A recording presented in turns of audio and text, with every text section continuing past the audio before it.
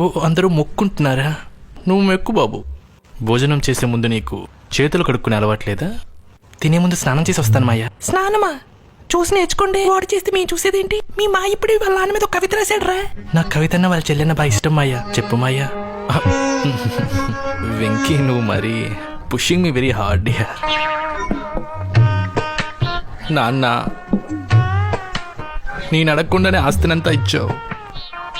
అవి అమ్మినా తీరని అప్పులు ఇచ్చావు. నేను స్ట్రెస్లో ఉన్నప్పుడల్లా సిగరెట్ ఇచ్చావు. నువ్వు ఆఫ్ తెచ్చుకున్నప్పుడల్లా నాకు ఒక క్వార్టర్ ఇచ్చావు. కడుక్కున్నా పోనీ కులపిచ్చి అంటించావు. పేకాట్లో అమ్మ నగలు దొబ్బెట్టావు. అది నాకు నేర్పి అమ్మమ్మ నగలు దొబ్బెట్టేలా కూడా చేసావు. నాన్న తాత పేరు పెట్టి నా తాత తీసావు. నీ పేరు చెప్తే ఊర్లో అందరూ ఉమ్మేసేలా చేసావు. అందుకే నువ్వు నాకు నచ్చావు. కానీ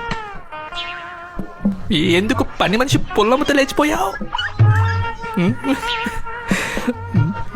అందుకే నా చేతికి దొరికితే నువ్వు చచ్చావు రే. మీ పోయంలో చాలా పెయిన్ ఉంది మాయా.